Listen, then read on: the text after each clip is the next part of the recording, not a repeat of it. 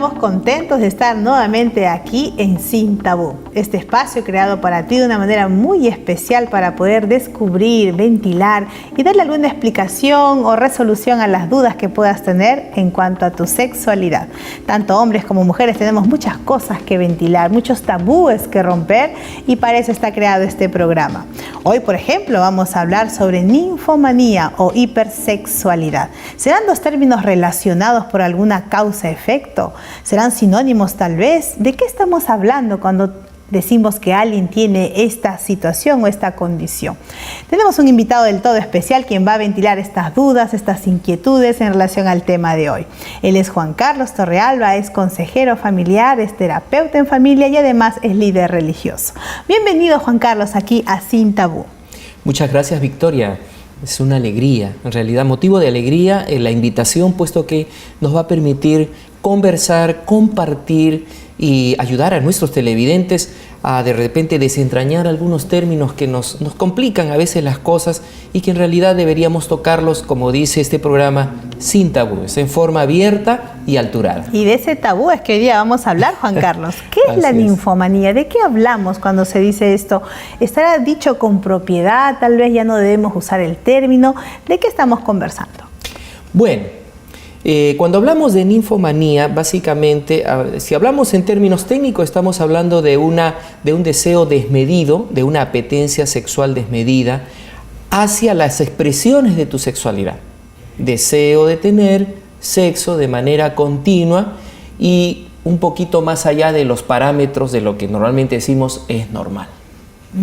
En forma simplemente técnica, porque lógicamente hay otras cosas más que tendríamos que ver. ¿Y en qué se caracteriza? ¿En qué consiste? ¿Por qué toma ese término si es que es algo propio de la conducta humana? ¿Alguna caracterización ha de tener por la cual tiene esta terminología? ¿Cómo se comporta en la persona? Bueno, la palabrita ninfomanía, para empezar, tiene una connotación fruto de la mentalidad griega, ¿no? Ninfe, diosas que habitaban las aguas y que lógicamente eran muy traviesas en lo que respecta a la sexualidad, porque eran muy hermosas, ¿no? Entonces aprovechaban la oportunidad para que cualquier mortal que se acerque por ahí tuviera con ellos algunos escarceos de tipo sexual, ¿no? Por otro lado, manía, que tiene que ver con locura obsesiva. Entonces, uniendo los términos, una tendencia a obsesionarse con asuntos de tipo sexual. De allí viene la palabrita ninfomanía, ¿no? Direccionado hacia, en este caso, las mujeres. ¿Es lo mismo que decir hipersexualidad? El término hiper nos da a entender algún tipo de maximización. ¿Estamos hablando de lo mismo, Juan Carlos? Bueno, ingresamos técnicamente al término porque lógicamente ninfomanía fue un término que se usó para definir esta, vamos a poner así, disfuncionalidad de la sexualidad, y que fue usada hasta más o menos el DSM-3, que es en realidad un manual que tiene que ver con todo lo que son disfunciones del ser humano y que se usa a nivel psiquiátrico y psicológico. Ese es el DSM-3. El DSM-4 ya no lo considera porque lógicamente es una disfunción atípica, muy difícil digamos, de esquematizar y decir, aquí está el diagnóstico, estas son las causas, porque es complicado, es parte de la personalidad del ser humano la sexualidad y la manera como lo expresa y la frecuencia con la cual lo hace. Entonces se prefirió usar el término hipersexualidad o adicción al sexo. Y eso nos lleva a pensar, Juan Carlos, en que, como tú bien dices, cómo tipificar, ¿no? Cómo caracterizar una conducta sexual muy personal, muy privada y determinarla como una patología. En ese sentido, entonces, encontramos que si es propio de la conducta humana, ¿solo las mujeres lo pueden expresar o tal vez los hombres también? Bueno, muy acertada y muy buena tu pregunta, porque justamente esto ayuda a que nos desembaracemos de términos tan míticos que a veces han encuadrado a las mujeres en un rol a veces tan triste que las cosificamos, ¿no? Entonces hablamos de ninfómana y nos estamos imaginando a la mujer muy cazadora de hombres, ¿no? A ver, ¿cómo la imaginamos? ¿Qué cazadora de hombre? ¿Que está con un hombre en un momento, con otro hombre en otro momento, o siendo en el marco santo del matrimonio casada? está constantemente pensando en el desempeño sexual con su esposo. ¿A qué nos referimos? Muy bien. Gracias por la insistencia en entrar al meollo del asunto, y esto es muy importante, porque sucede que una mujer ninfómana a veces es vista, voy a hablar primero del mito, ¿ok? Es visto como una mujer que va a cazar hombres, lo cual vamos a ver después no es así, ¿no? En segundo lugar, una mujer que tiene una especie de apetito sexual que ella disfruta, lo cual no es así. ¿Qué es? Es una dama que tiene necesidades profundas, obsesivas, para calmar su sed de sexo, pero que es mucho más que eso, que lo van a hacer con muchas parejas sexuales que no necesariamente pueden ser su pareja normal o su esposo, pero que también pueden hacerlo con él. Solo que entendemos que un varón no puede tener sexo en forma repetida varias veces al día. Por el rendimiento físico, ¿no? Por su misma condición, porque los hombres no somos multiorgásmicos, las mujeres sí lo son. Definidamente cualquier mujer. Eso anatómicamente está comprobado, es así, ¿verdad? Es parte del funcionamiento masculino y femenino. Entonces, por allí va el asunto del tema de la... Es más evidente, ¿no, Juan Carlos? Veamos entonces ahora en el caso de nuestro tema, que es la hipersexualidad, ¿cuáles podrían ser algunas causas? ¿Podríamos llamar a esta condición una parafilia o está mal decirlo así? ¿Qué nos dirías al respecto? Yo creo que hasta antes del DSM-4 estaba justamente considerada como parafilia, ¿no? Y parafilia, para nuestros televidentes, es simplemente una forma de expresar el cariño, el amor y todo lo normal, pero en forma paralela. Y todo lo que es paralelo no es lo mejor. Hoy hablaríamos de una disfunción. Una disfunción, es decir, no está funcionando como debiera normalmente funcionar. Ahora, cuando hablamos de causas, esa es la razón por la cual el DSM-4 no lo considera dentro de parafilias o disfunciones de la sexualidad, no aparece, porque es muy difícil de diagnosticar. Y es difícil de diagnosticar porque es parte de la expresión de la sexualidad humana. Nosotros somos seres sexuados. En todo momento estamos expresando nuestra sexualidad. Entonces, decir que es una persona que tiene una ninfomanía, si no hemos tenido cuidado, podemos caer de repente en un problema y en un error de percepción de la persona, ¿no? Hay personas muy tímidas, pero que pueden estar hipersexualizadas. Y hay personas que pueden ser muy abiertas, muy extrovertidas y de repente no tienen el problema. Entonces, frente a esos riesgos, hablar de causas, un poco complicado, pero tendríamos que ir un poco a la génesis de la formación de un hijo, del nacimiento de un hijo y cómo se crió hasta los 10, 11, 12 años. ¿Alguien, Juan Carlos, podría decir que tiene un origen bioquímico, una tendencia que no puede controlar, que no sabe por qué lo siente, lo piensa, lo anhela, y que es algo que al estar en sus hormonas, por ejemplo, es incontrolable? ¿Es posible esto? Bueno, bioquímicamente he visto algunos estudios que le dan su lugar, especialmente en la zona de las amígdalas cerebrales, porque son zonas que permiten en este caso el apropiado uso y control de nuestras emociones y el control también adecuado de nuestras apetencias. Pero si lo dejamos en el lado puramente biológico, entonces sería una buena excusa para decir, bueno, así estoy y uno, no me van a cambiar, o número dos, me tomo una pastilla y todo se superó, porque es biológico. Pero pienso que el asunto pasa al revés más bien, porque simplemente el tema es que empieza por asuntos más de tipo existencial. Y eso existencial afecta y alimenta una necesidad. Esa necesidad se convierte en un hábito, se hace una conducta, esa conducta comienza a fijar patrones y entonces lógicamente que comienzan a afectar esa parte de mi lóbulo cerebral, ¿no?, alimentado por la amígdala, que en este caso no me va a permitir tener mejor control sobre estas normales emociones o necesidades o pulsiones que yo pudiera tener. O sea que tú nos haces reflexionar, Juan Carlos, que esta sería un efecto, una consecuencia de causas que estarían detrás de la condición de hipersexualidad y que no sería esa ninguna causa, sino que hay algo detrás. Juan Carlos, cuéntanos, ¿hay algunas personalidades susceptibles a la hipersexualidad? ¿O has encontrado en tu experiencia como terapeuta que alguna de las edades en la vida humana, en el desarrollo de las damas, ha sido una causa, un origen en el que se pudo ver esta hipersexualidad?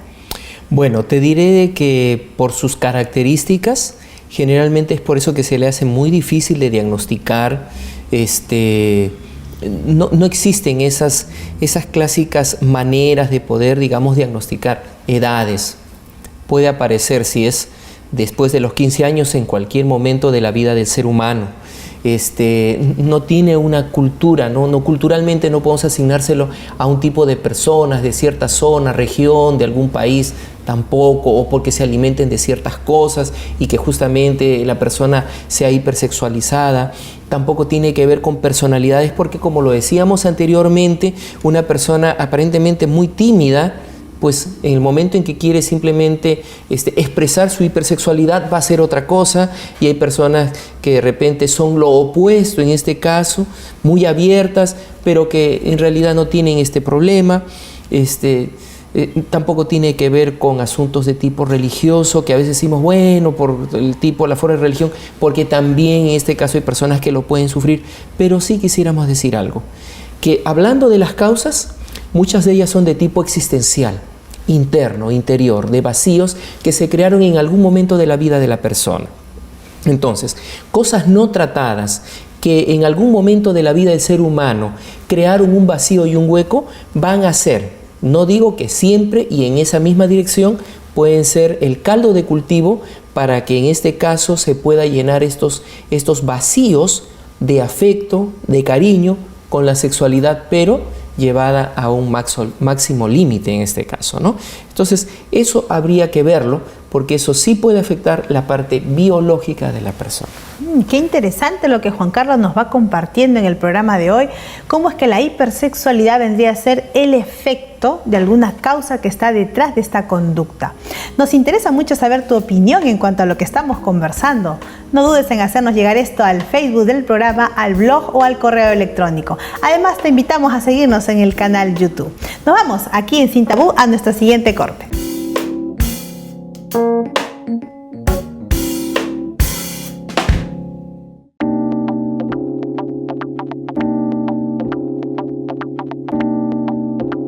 Estamos nuevamente aquí en Sin Tabú. Hoy día hemos venido conversando sobre ninfomanía o hipersexualidad. Y no podemos continuar sin antes ofrecerte nuestra revista del programa Familia Feliz. Recuerda que llegará hasta tu hogar de manera gratuita, solamente solicitándola al Facebook del programa, al correo electrónico o al blog. Familia Feliz para ti. Queremos seguir conversando con Juan Carlos. Él es nuestro especialista en terapia familiar, consejero familiar y además es líder religioso. Juan Carlos, quisiéramos hablar sobre aquellos porcentajes. Tú muy interesantemente nos has dicho que la hipersexualidad se da de la misma forma en hombres y en mujeres. ¿Habrá algún dato estadístico de cómo se presenta? ¿En qué casos es más notorio, más abundante este caso? Bueno, cuando hablamos de los porcentajes nos ayudan a entender un poquito el panorama a nivel mundial. Y entonces cuando hablamos a nivel mundial encontramos que hay un 6% de personas que padecen esta disfunción. Ahora, aquí está lo curioso. De ese 6%, un 2% pertenece al sector femenino. Estaríamos rompiendo un tabú allí, Juan Carlos. Bueno, quizás era importante enfatizar este tema porque a veces hemos estigmatizado un poco a las mujeres con el tema de la ninfomanía, que ya creo que es un tema superado por términos, por la terminología usada. Hablamos de hipersexualidad y que en este caso a veces no se nota porque lógicamente es muy sutil y va también por el lado masculino. Así que por ahí por lo menos como que nos damos cuenta del detalle, ¿no es cierto? De un 6% a nivel de la población mundial, un 2% son las damas. Y ahora vamos a llegar a los matrimonios, Juan Carlos. Muchas amigas que nos ven, muchos amigos que nos ven son casados. Y aparentemente en el marco del matrimonio se podría dar una situación como esta. ¿Qué podría ser una pareja que ha encontrado que hay una hipersexualidad en su vida familiar? Venga del caso de las mujeres o venga desde los varones. ¿Qué nos recomendarías tú? Bueno, en ambos casos las situaciones son complicadas si no hay la asistencia profesional adecuada. Es decir, si entendemos que manejamos solamente mitos, si es en el caso de la hipersexualidad femenina, el hombre se escandaliza, que decir, ¿cómo es posible que mi esposa, una mujer tan casta, tan pura como la conocí, tenga este tipo de actitudes frente a la sexualidad y se quede pasmado, no entendiendo que en este caso su esposa definitivamente es multiorgásmica, ¿no? Y que él por el estado refractario en el que cualquier ser humano, cualquier varón en este caso, lo tiene, pues no va a poder aceptar los avances amorosos de ella y la frecuencia con la cual se lo va a pedir. Por otro lado, si es un varón, la mujer podría entender por su condición un poquito, vamos a hablar anatómica, física, y por su condición de multiorgásmica, el deseo sexual del varón.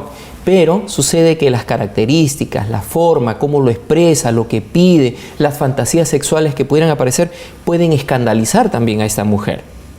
Entonces, cuando no hay una asistencia profesional adecuada que los ayude a enfrentar el desafío, es natural que el matrimonio va a pasar por una serie de procesos que no van a ser los mejores. ¿Qué riesgos tendría una pareja que ya encontró, llegó al matrimonio, se da cuenta que él es hipersexualizado, ella es hipersexualizada y ya se dio la realidad, ya se detectó? ¿Cuáles son los riesgos que podrían atravesar? ¿Tendrían algún problema estos esposos? Bueno, en primer lugar, hablamos de que la persona hipersexualizada tiene problemas de ajustes en el trabajo. Los va a tener definidamente, ¿no? Por más que diga, no, yo puedo separar, le va a afectar. Una noche de encerrona con alguien, mujer u hombre, lo va a afectar al día siguiente en el trabajo, no va a rendir igual. Número 2, lo va a afectar económicamente, porque si, por ejemplo, acompañado a eso hay una adicción a la pornografía, que en este caso alimenta, y la pornografía va a tener un costo, ya sea por llamadas eróticas, chat erótico o alguna otra cosa, lógicamente que me va a afectar económicamente. Va a afectar económicamente porque de repente voy a ir a algún tipo de prostíbulo, ¿no? O alguna otra cosa a la que me dedique, en este caso en esa área. Y ese desgaste físico que muy bien Juan Carlos plantea, ¿generará algún tipo de desgaste emocional, psicológico, algún tipo de desgaste social? No he tocado mucho el tema del desgaste en forma definida porque hay sectores que dicen, no, en realidad el ser humano pues tiene esa capacidad reconstituyente, y decir de que el sexo te desgasta podría parecer un poco anacrónico, ¿no? Pero en realidad sí, es lo normal lo que le va a ocurrir a una persona, y cuando está exacerbado es natural que haya ese déficit. Pero yo quisiera tocar otras cosas que de repente quedan entre bambalinas, ¿no? Y podría ser que de repente pase por un asunto de, por ejemplo, mis prácticas sexuales. Yo puedo de repente derivar, y esto si no lo toco, no lo trato adecuadamente, puede derivar, por ejemplo, en zoofilia. Puede derivar en necrofilia, que es el sexo con los muertos, sexo con los animalitos, el uso de juguetes sexuales, el lastimarme con esos juguetes sexuales porque la obsesión va creciendo y entonces quedo en condiciones no muy buenas. Ahora, si yo de repente traigo una enfermedad de transmisión sexual, una ETS, que he tenido con una pareja nocturna, hombre o mujer, yo lo llevo a mi matrimonio, al vínculo, a mi lecho, y entonces la parte inocente de esto, que desconoce o que de repente no sabe qué está pasando, puede tener también una situación muy triste, porque es ahora ya su problema me lo está pasando a mí, porque hay una transmisión. Tú nos llevas a pensar muy reflexivamente, Juan Carlos, de cómo esta coyuntura que venía a ser el efecto de una causa, de un vacío que puede tener la persona, ahora va a llegar a un punto de distorsión que llegue a verdaderas parafilias. Porque Podrían según derivar. el diagnóstico del DSM-4, que muy bien nos ha puntualizado Juan Carlos, es una condición sexual, la hipersexualidad. Que no es una parafilia propiamente dicha, pero si llega la zoofilia, llega la microfilia, entonces ese origen, ¿cómo lo cubriríamos? ¿Cómo lo llenamos para no llegar hasta este extremo? Por eso decía de que cuando en una pareja, vamos a hablar de pareja ahora, descubro que mi necesidad sexual se convierte en el centro, ¿no? Hay una centralización del sexo y alrededor de eso giran todas las demás cosas. Yo tengo que tomar conciencia de que necesito ayuda. No estoy loco, no soy un enfermo sexual, simplemente tengo una disfunción y necesito ser lo suficientemente maduro para decírselo a mi pareja. ¿No? Tengo este problema y necesitamos juntos, los dos. También no es labor de la pareja decir, bueno, tú estás loca o tú estás loco y tú necesitas la ayuda. Los dos los necesitamos desde una perspectiva sistémica y entonces los dos vamos para recibir la ayuda necesaria, y ese acompañamiento ayuda a la persona que tiene la disfunción a entender que se comparten juntos la carga, y entonces ese sacarle la etiqueta a la persona. Ajá. Ayuda muchísimo, muchísimo para que esa persona diga, bueno, soy una persona que soy normal, pero que necesita ayuda en esta área. Juan Carlos, ¿tú crees de que alguien podría decir, no, mejor no le digo a mi cónyuge? Me siento así, me reconozco a razón del programa aquí en Sin Tabú, que como mujer soy hipersexualizada, como varón soy hipersexualizado. No le digo a mi cónyuge, no se lo cuento e intento resolverlo sola por mi cuenta. ¿Has encontrado esos casos? ¿Qué recomendarías a esas situaciones? He encontrado casos, pero no remiten tan fácilmente. No remiten tan fácilmente porque definitivamente el hecho ya de que sea pareja y mi pareja ya sabe lo que estoy pasando, va a hacer que nuevamente me infecte en casa. Me infecte de la conducta. ¿Por qué? Porque lo que va a ocurrir es que mi pareja va a estar entendiendo que de repente yo sigo teniendo esas prácticas, me va a mirar desde el lente desde el cual siempre me miró y de repente no es el mejor, entonces se realimentan nuevamente las conductas y lo que avancé en el consultorio lo vuelvo a retroceder en casa. Entonces mi sistema es el que tiene que trabajar, mi familia, en este caso mi pareja. No puedo involucrar a mis hijos si no los escandalizo, a menos que sean mayores y se hayan dado cuenta como mayores de lo que está pasando. Pues si son muy jóvenes o son niños, es mi pareja en este caso con la que necesito trabajar este asunto de manera amorosa, comprensiva, cariñosa, para que esa calidez me ayude en este caso en el trabajo que se va a tener que hacer. Y en relación a eso último que tú bien nos dices, Juan Carlos, ¿qué consejos nos darías para prevenir la hipersexualidad en su expresión negativa? ¿Qué consejos nos darías para poder atender una pareja que ya está viviendo esta realidad? Bueno, en primer lugar, empecemos por algo. El ser humano es maravilloso. Y desde la perspectiva de esta persona que les habla, el ser humano es un templo. Entonces todo templo se mantiene limpio, ordenado, adecuado, funcional. Y cuando una persona entiende que es un templo, entonces comienza a darle valor a la persona, a toda la estructura, a toda, la que es física y la que es mental y emocional. Cuando le comienza a dar valor a eso, entonces la persona comienza a tener una perspectiva diferente.